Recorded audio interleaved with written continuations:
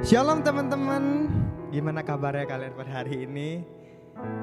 Kita balik lagi ke online teman-teman karena melihat kondisi di Jakarta COVID makin naik. Jadi kita ibadah di rumah dulu ya, di rumah masing-masing.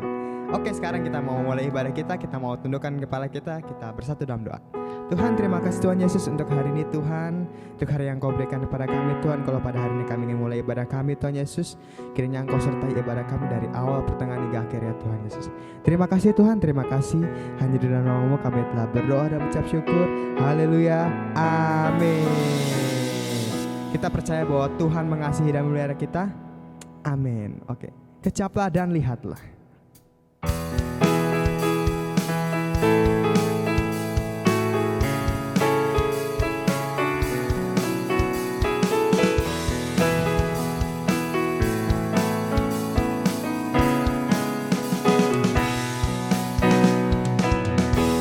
Kecaplah dan lihatlah betapa baiknya Tuhan itu. Rasakan dan nikmati kasih setia Tuhan. Kecaplah dan lihatlah betapa baiknya Tuhan itu. Rasakan dan nikmati kasih setia Tuhan. Syukur bagimu Tuhan, segala hormat bagimu Tuhan. Allah yang mengasihiku, Allah yang memeliharaku selamanya. Bahwa Engkau yang memelihara kami Tuhan.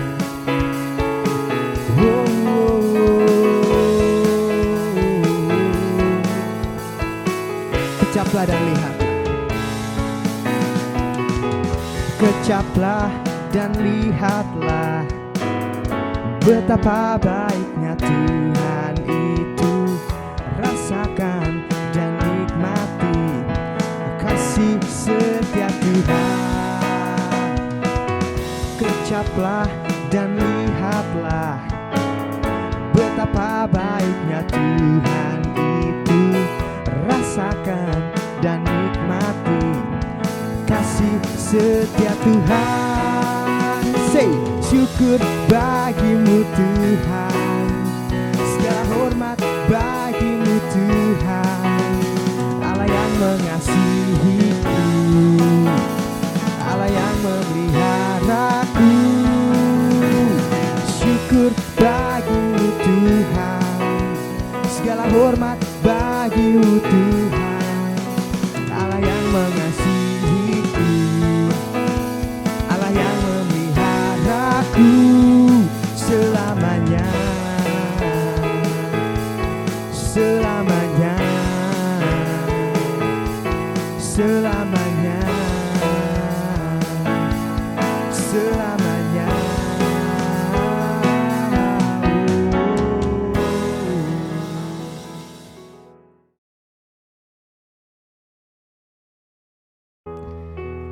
Terima kasih Tuhan Yesus. Kalau sekarang kami ingin mendengarkan firman-Mu Tuhan, Kau pakai setiap kami Tuhan untuk menjadi alat-Mu. Thank you Jesus, thank you for your love.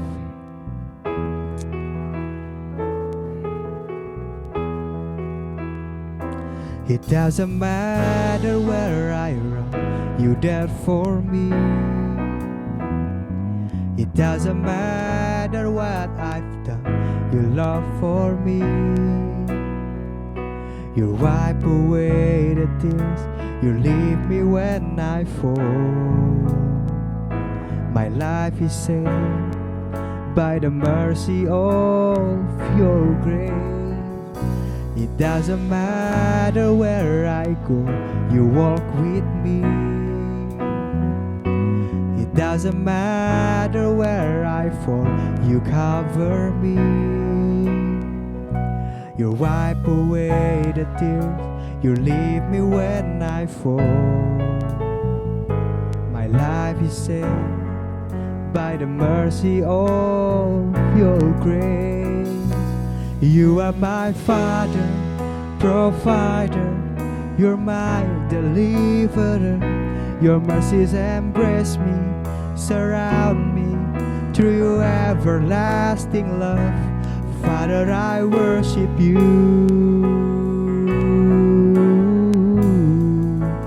Father, I worship you.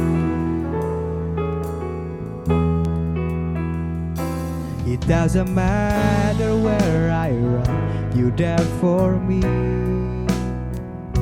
It doesn't matter what I've done, your love for me. You wipe away the tears, you leave me when I fall.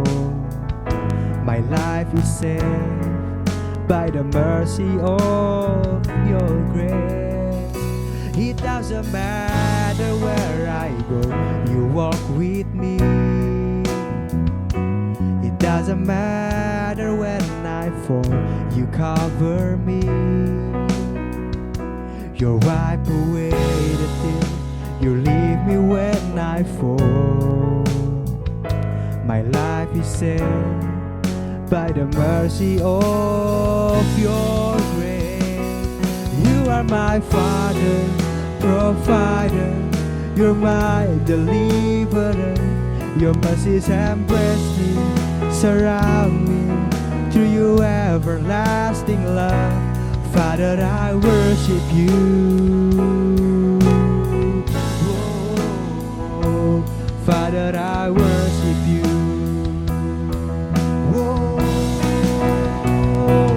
You are my Father, provider. You're my deliverer. Your mercies embrace me, surround me through your everlasting love. Father, I worship you.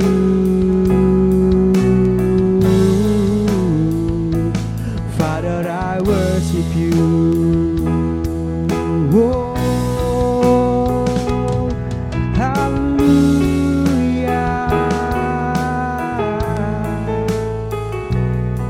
you cover me when I fall.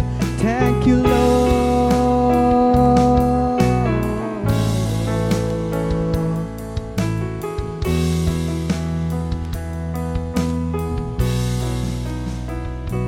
You are my Father, provider.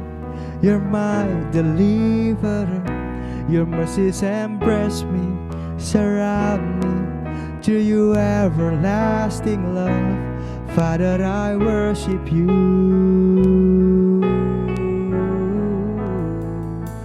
Father, I worship you.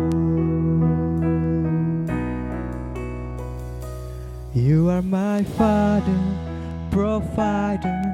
You're my deliverer. Your mercies embrace me, surround me through your everlasting love. Father, I worship you. Father, I worship you. Terima kasih Tuhan, terima kasih untuk cinta-Mu Tuhan pada setiap kami Bapa.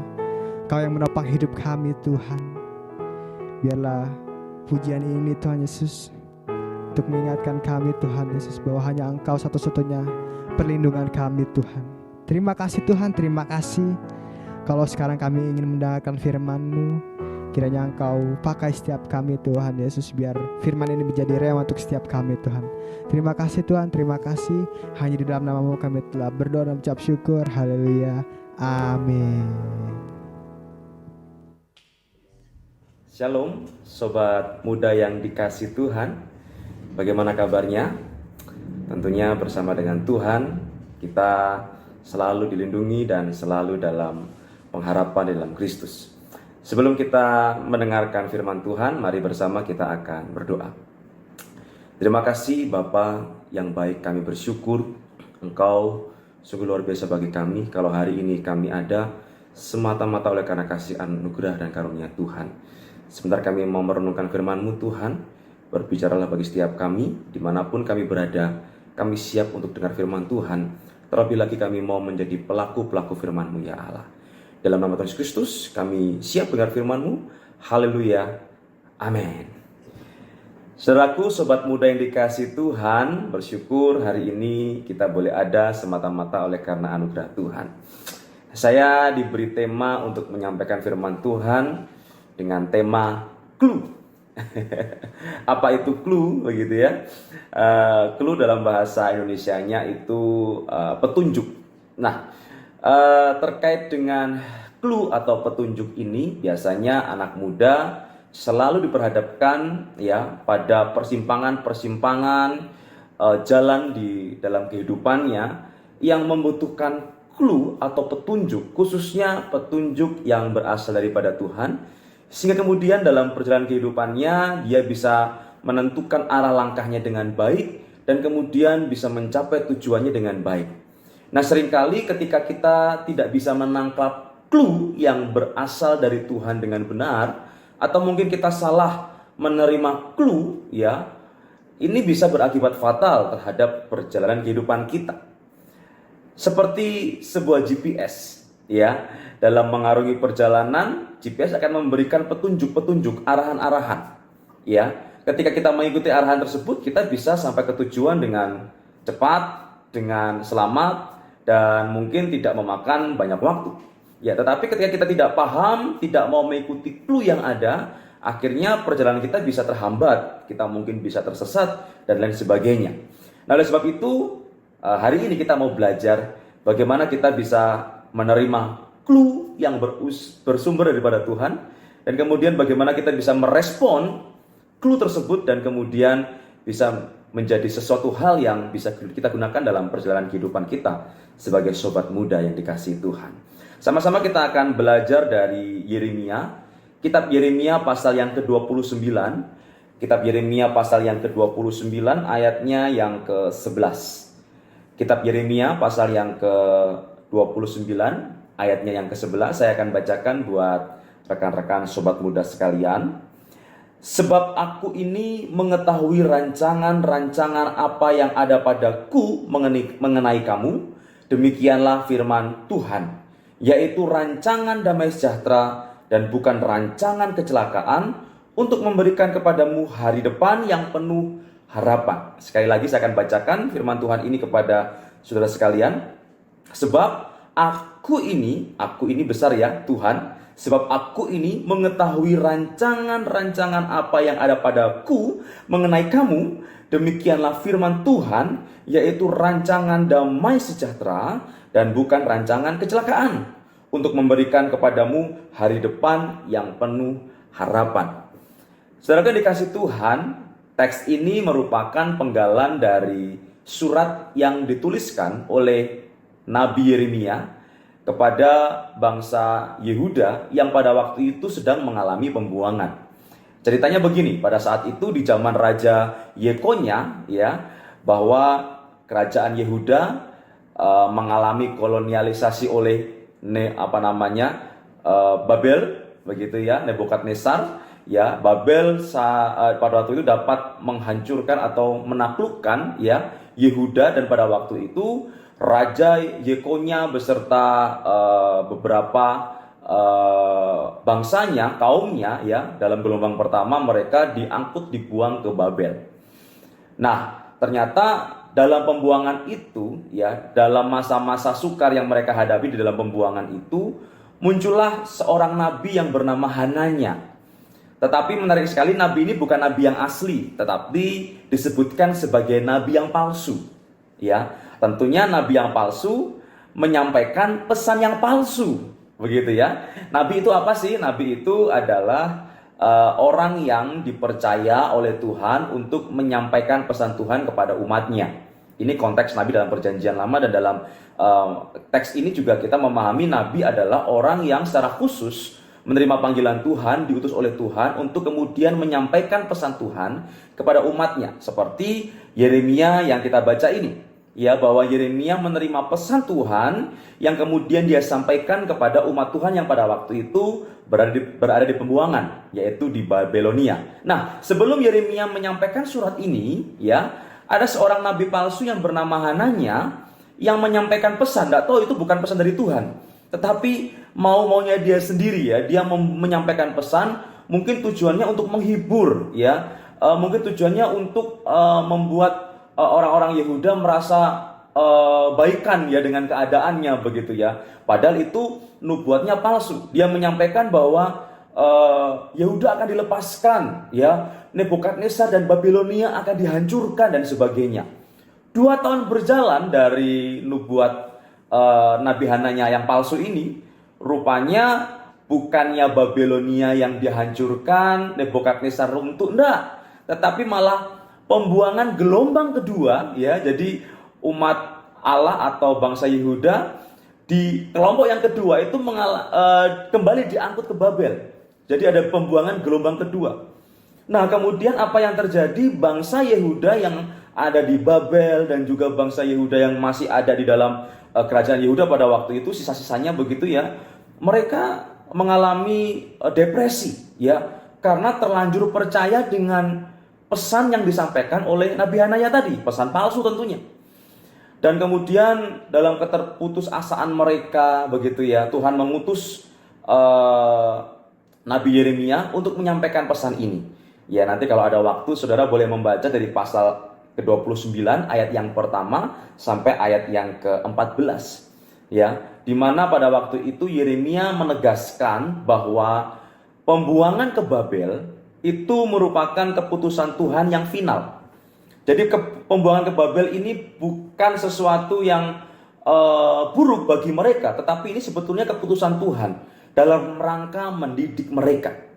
Ya, mereka mungkin pada waktu itu mengeluh atau kemudian mereka berduka cita karena Tuhan murka menghukum mereka, sehingga kemudian mereka harus mengalami pembuangan ke Babilonia pada waktu itu. Tetapi di sini Yeremia menegaskan bahwa keputusan Allah membuang mereka ke Babel itu final. Ya, bukan berarti Allah membenci mereka, tetapi ini merupakan salah satu sarana Allah mendidik bangsa Yehuda. Allah mendidik umatnya pada waktu itu. Karena apa? Pada waktu itu umat Allah lalai akan firman Allah. Umat Allah abai akan Taurat, akan teguran Tuhan, abai akan firman Tuhan. Mereka melakukan dosa demi dosa. Mereka menantang hamba Tuhan ya. Mereka melakukan kelaliman, melakukan ketidakadilan, sehingga kemudian Allah murka kepada umatnya pada waktu itu, dan kemudian Allah membuang mereka ke Babel. Dan keputusannya sudah final. Kalau kita lihat di dalam ayat yang ke-10, Yeremia menegaskan bahwa mereka akan diam di Babel selama 70 tahun. Ini bukan waktu yang singkat, 70 tahun. Lah, menarik sekali kalau kita lihat di dalam ayat yang ke-6, ayat yang ke-7, dari ayat yang ke-4, 5, 6, dan ke-7. Di sana Allah memberikan clue, Allah memberikan arahan melalui Nabi Yeremia untuk mereka hidup dengan benar, untuk mereka membangun kembali komunitas kehidupan yang baik, yang takut akan Tuhan, ya, untuk mereka mengusahakan kesejahteraan kota di mana mereka tinggal, sehingga kemudian apa yang terjadi, Allah akan memberkati mereka. Karena pada dasarnya mereka ini adalah bangsa yang diberkati oleh Tuhan.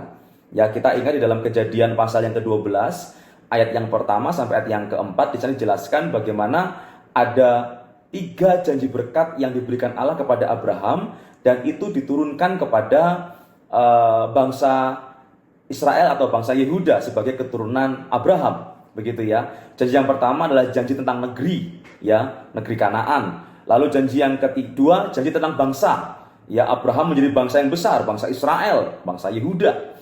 Dan kemudian janji yang ketiga yaitu janji berkat, di mana barang siapa yang akan memberkati Abraham, mereka akan diberkati. Barang siapa mengutuk Abraham dan keturunannya, mereka akan dikutuk. Ya, jadi Abraham dan keturunannya menjadi berkat bagi banyak orang. Dan janji berkat ini yang berikutnya adalah bahwa Abraham dan keturunannya akan diberkati juga oleh Tuhan. Jadi janji berkat ada 2. Yang pertama, Abraham dan keturunannya diberkati oleh Tuhan. Dan yang kedua, Abraham dan keturunannya akan menjadi berkat bagi banyak orang. Nah, ketika bangsa itu salah menerima petunjuk dari nabi yang salah, mereka tidak bisa membangun komunitas yang benar selama mereka ada di pembuangan di Babel. Mereka bersungut-sungut, mereka menggerutu, ya. Mereka lupa akan tugas panggilannya bahwa mereka nanti bisa menjadi berkat dimanapun mereka berada. Nah, menarik sekali ketika kemudian keadaan semakin terpuruk, ya. Mereka sadar bahwa mereka harus mengalami pembuangan ini, dan kemudian Yeremia menyampaikan bahwa keputusan pembuangan ke Babel selama 70 tahun yang akan datang, itu merupakan keputusan yang final. Dan kemudian ketika mereka menyadari, Yeremia memberikan petunjuk yang berasal daripada Tuhan untuk mereka mulai membangun kehidupan yang saleh, yang benar di hadapan Tuhan. Tuhan meminta untuk mereka bertobat, mohon ampun sama Tuhan, meninggalkan masa lalu mereka, meninggalkan dosa mereka, membangun kembali kehidupan komunitas yang benar, yang baik di hadapan Tuhan. Meskipun mereka waktu itu berada di tengah-tengah pembuangan. Dan kemudian Tuhan berjanji bahwa di mana mereka berada, mereka akan diberkati Tuhan. Nah, ini menarik sekali saudaraku yang dikasih Tuhan.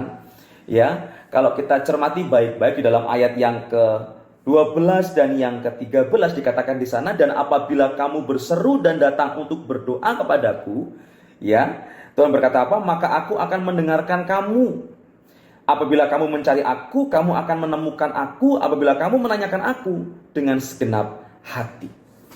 Nah, ini sesuatu hal yang menarik sekali, bahwa ketika mereka sedang mengalami keterpurukan sekalipun, walaupun mereka pada waktu itu sedang mengalami kesalahan dalam menangkap clue yang seharusnya itu bukan sesuatu yang benar, tapi mereka terima, pesan yang palsu mereka terima, kemudian mereka mengalami keterpurukan. Yeremia mengingatkan di dalam ayat yang ke-11, 12 dan 13 bahwa bangsa Israel harus bertobat. Pertobatannya apa? Mereka harus belajar memahami rancangan Tuhan yang Tuhan sudah tetapkan dalam kehidupan mereka. Walaupun secara de facto begitu pada kenyataannya mereka mengalami kesusahan, mereka harus mengalami pembuangan, situasi yang tidak enak, situasi yang tidak menentu. Tetapi di sini menarik sekali bahwa Yeremia mengatakan, sebab aku ini kata Tuhan sebab aku ini mengetahui rancangan apa yang ada padaku mengenai kamu. Demikianlah firman Tuhan, yaitu rancangan damai sejahtera dan bukan rancangan kecelakaan, untuk memberikan kepadamu hari depan yang penuh harapan. Jadi pada waktu itu umat Allah yang sudah ada di pembuangan, yang mereka sempat diminabubukkan dengan clue yang palsu, disuruh Tuhan bertobat, disuruh Tuhan untuk sadar, mengenal rancangan Tuhan yang ada pada Tuhan mengenai bangsa itu.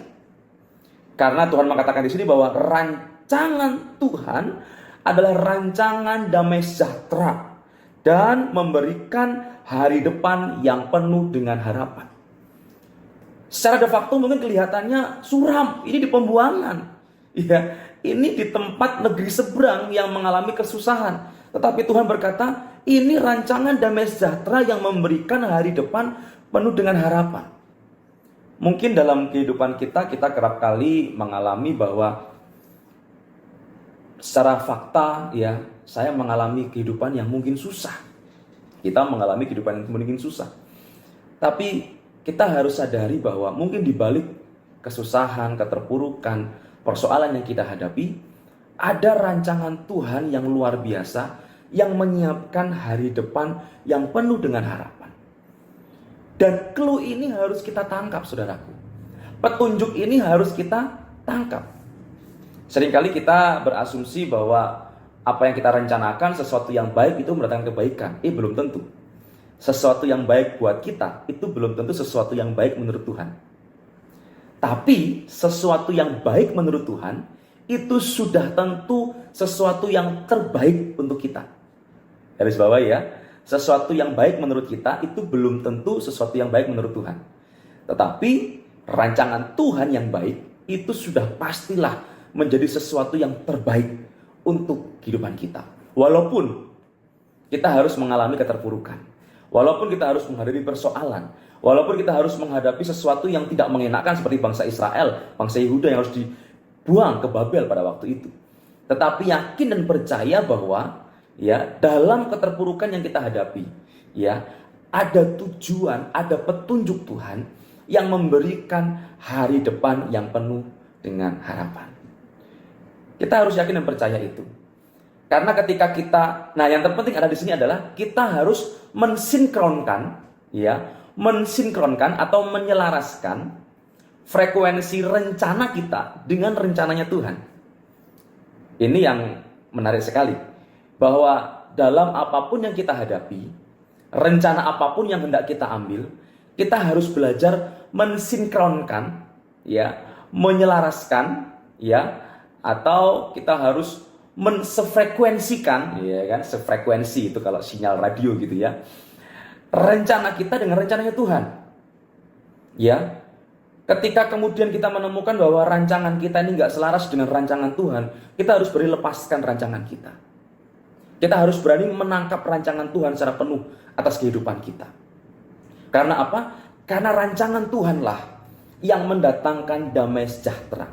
Walaupun ya saat ini yang kita hadapi sesuatu yang tidak mengenakan, tetapi di balik itu semua ada rancangan Tuhan yang merupakan rancangan damai sejahtera yang penuh dengan harapan. Nah, ketika kita sudah menyelaraskan frekuensi kita dengan frekuensinya Tuhan, menyelaraskan ya rancangan kita dengan rancangan Tuhan, begitu ya. Maka ayat yang ke-12 dan ke-13, ketika kita datang kepada Tuhan untuk berdoa, Tuhan akan mendengarkan doa kita. Ketika kita mencari Tuhan dengan segenap hati, maka Tuhan akan memperjumpakan dirinya dengan kita. Seringkali kita juga bertanya-tanya, Tuhan, kenapa ketika saya berdoa dalam pergumulan, kok rasanya Tuhan tidak memberi jawaban? Sebetulnya bukan Tuhan tidak memberi jawaban, saudaraku. Tuhan itu memberikan jawaban. Cuma seringkali kita menolak jawaban doa yang Tuhan berikan. Karena apa? Karena merasa nggak senada dengan rancangan kita. Baik, lagi saya ulangi ya. Ketika kita berdoa, sebetulnya Tuhan memberikan jawaban doa kepada setiap kita. Cuma kerap kali ketika kita masih belum sefrekuensi dengan Tuhan, ya, jawaban doa yang Tuhan berikan itu seakan-akan itu bertolak belakang dengan apa yang kita mau. Nah, kita harus tangkap di sini bahwa kita ini mengejar apa yang Tuhan mau, bukan mengutamakan apa yang kita mau. Ya, menarik sekali saudaraku yang dikasih Tuhan di dalam Amsal pasal yang ketiga, Amsal pasal yang ketiga ayat yang ke-6. Ya, Amsal pasal yang ketiga ayat yang ke-6, saya akan bacakan buat saudaraku sekalian.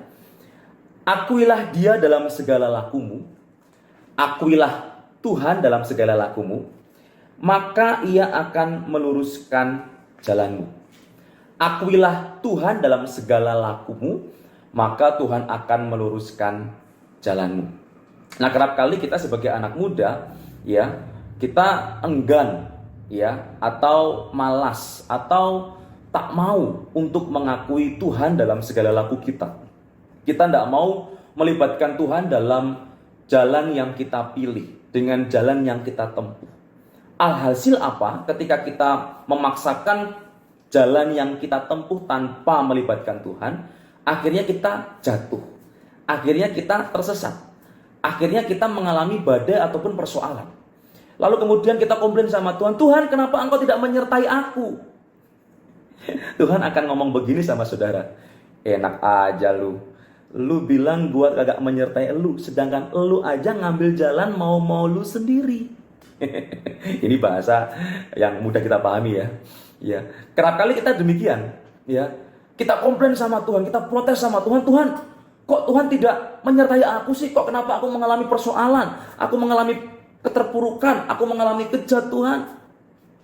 Tuhan akan ngomong sama kita, bro, sis, sadar keles, ya, sadar. Lu milih jalan aja kagak kompromi sama gue. Sekarang lu nyasar, lu tersesat, you punya masalah, terus lu protes sama gue gitu, kata Tuhan. Emang gue pikirin. Itu kalau Tuhannya saya akan ngomong gitu, emang gue pikirin. Tetapi menarik sekali bahwa Tuhan kita bukan Tuhan yang demikian. Ini saya mau sampaikan kepada saudaraku, adik-adik sekalian ya, bahwa Tuhan kita bukan Tuhan yang demikian. Walaupun kita sempat salah jalan, walaupun kita sempat salah menerima clue, karena kita nggak menyelaraskan apa yang Tuhan mau dalam kehidupan kita, ya, lalu kemudian kita mengalami kegagalan, keterpurukan, Tuhan kita tuh Tuhan yang penuh dengan kasih. Ya, Tuhan kita penuh dengan kasih. Kita lihat di dalam surat ini ya, yang kita baca tadi, bahwa Tuhan itu masih mengasihi umat Allah walaupun mereka pada waktu itu sedang mengalami pembuangan. Pembuangan itu bukan karena maunya Tuhan sebetulnya, tetapi karena kelakuan mereka. Sudah ditegaskan, sudah diperingatkan untuk hidup benar, ya mereka nggak hidup benar. Mereka ngikutin ajaran dari nabi-nabi palsu, yang kemudian akhirnya membuat mereka jatuh dalam dosa, dan akhirnya mereka harus mengalami pembuangan. Itu bukan maunya Tuhan pembuangan itu sebetulnya, tetapi akibat keberdosaan mereka. Nah, meskipun pembuangan ini kemudian menjadi keputusan final dari Tuhan untuk mendidik bangsa itu, tetapi sebetulnya itu akibat dari keberdosaan bangsa itu sendiri.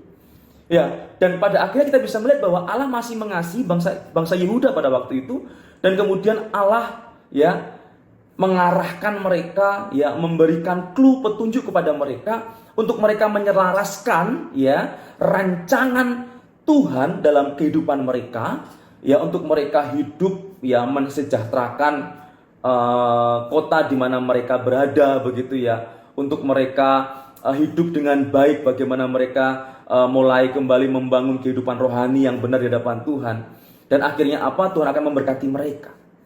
Demikian juga kita, walaupun kita sempat mengalami keterpurukan ya, Tuhan yang penuh kasih itu pasti akan datang menolong kita.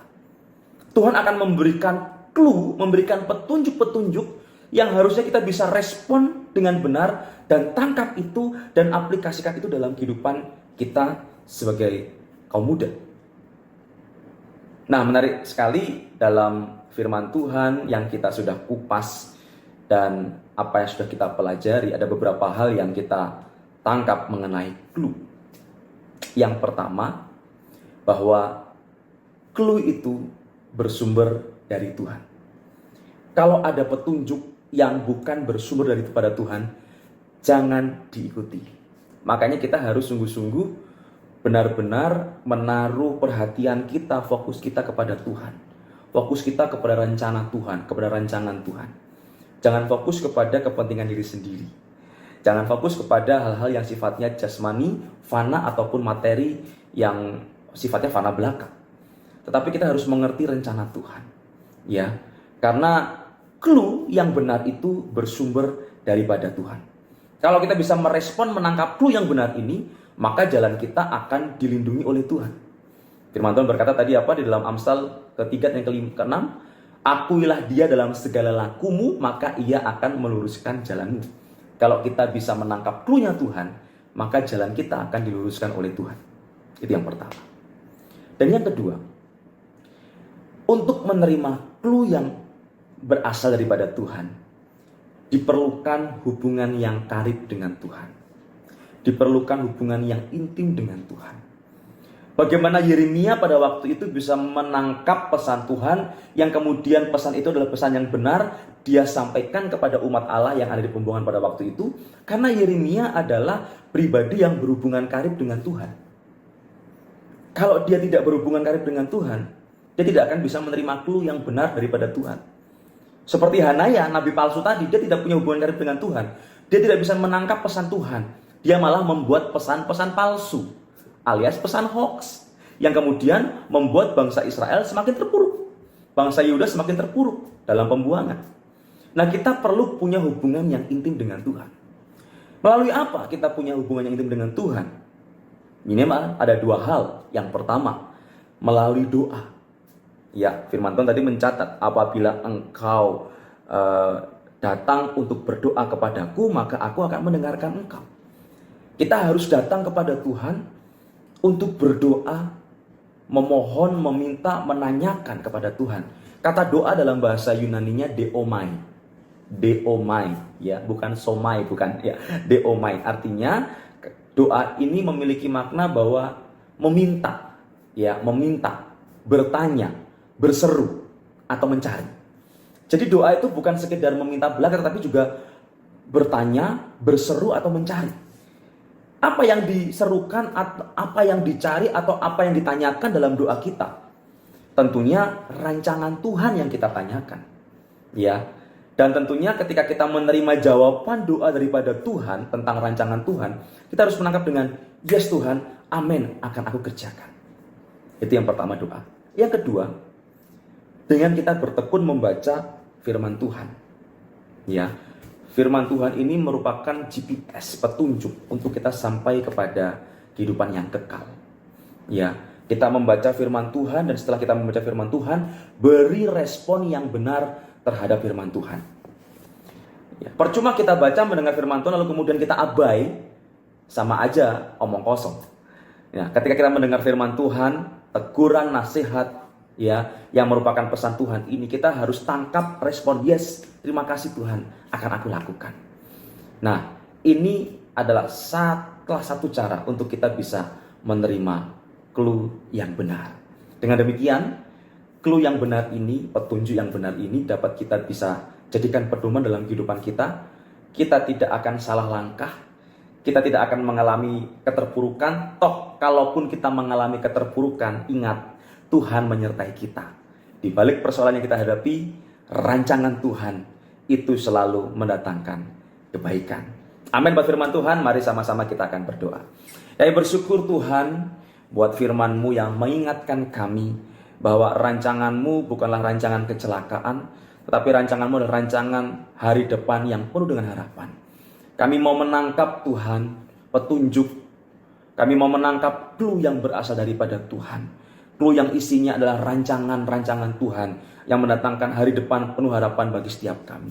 Ampuni Tuhan kalau hari ini kami masih dengar-dengaran akan kabar hoax, kami masih dengar-dengaran akan clue yang tidak benar. Tuhan ampuni kami. Ataupun hari ini mungkin kami dalam perjalanan yang salah, karena kami tidak mau ikuti petunjuk Tuhan. Tuhan ampuni kami. Kami mau Tuhan Engkau menarik setiap kami. Kami mau menyelaraskan rencana kami dengan rancangan Tuhan. Sehingga kemudian kami mendapatkan kehidupan yang penuh dengan masa depan, penuh dengan harapan. Kami rindu Tuhan Engkau menyertai setiap kami. Di tengah-tengah perjalanan kehidupan ini Tuhan, banyak persimpangan-persimpangan yang dihadapi oleh anak-anak muda-Mu.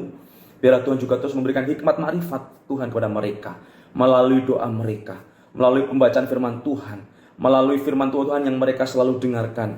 Biarlah mereka terus mendapatkan clue, petunjuk yang berasal daripada Tuhan, yang mendatangkan hari depan penuh dengan harapan. Terima kasih Tuhan, terima kasih. Kami siap menjadi anak-anak muda-Mu yang menjalani hari-hari bersama dengan Tuhan. Di dalam nama Tuhan Kristus, kami bersyukur dan berdoa. Haleluya. Amin. Shalom. Tuhan Yesus memberkati kita semua.